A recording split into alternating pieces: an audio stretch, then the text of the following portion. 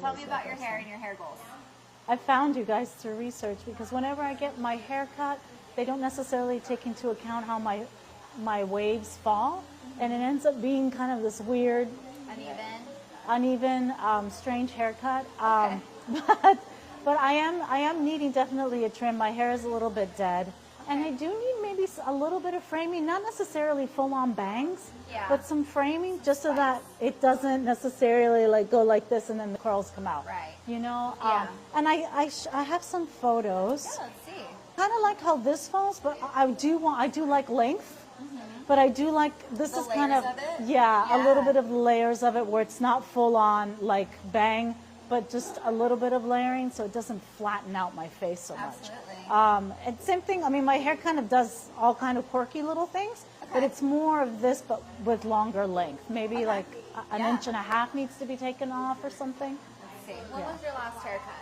It was a while ago, maybe 9 months ago. Okay. Yeah. Do you typically wait 9 months, or do you usually have like a schedule? How do you? I usually am very bad at being consistent. So then, if it's a little difficult for you to be consistent with haircuts, you want to make sure we're doing everything else correctly and preventing the aging of the ends of our hair. So let's go over some hair health stuff and see if there's anything we need to change a little bit. How often do you wash right now? Every other day. Okay. Yeah. That comes out to about 3 a week, so not awful, but I would say try to cap it at 2 if you can. Try to cut one of those out.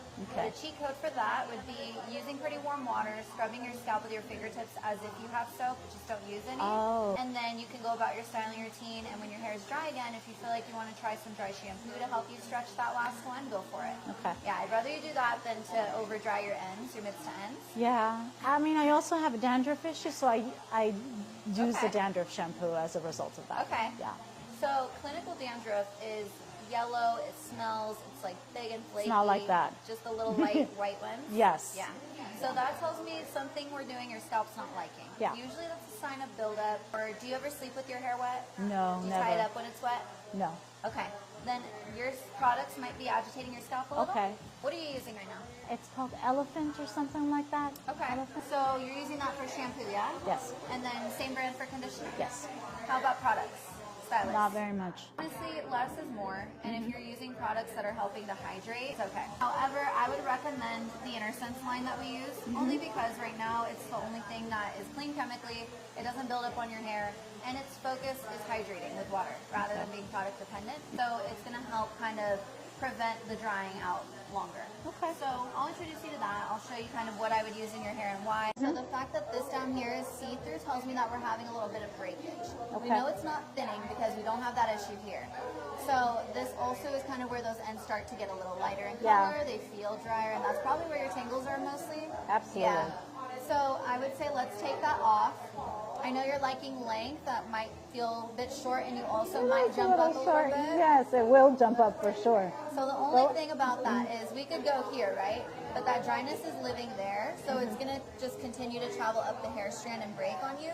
We might as well take care of the dead. I'd recommend it. Personally, I would say let's take that off. Let's get you at a good place to start growing it out, and then we can get you down to here, but with that density there. Okay. However, you'll have to be a little more consistent. Our ends dry out around 3 months, so try to at least like dust them around like 4 or 5 months if you can. Okay. After today, you have the option for a cut to go to, so that's quicker, easier. We're curly under here, yeah? Yeah. I have a feeling this will do that for us eventually. I think she's just a little dry, she's a little tired, so let's see what we can get it to do today. Okay. You can see these ends here, Yes. they get sparse as you go down. So adding layers in is going to help peel some of that off. I know you said you want some layers, so the more layers you have, the more shape and volume you're going to get, and the more movement and dimension.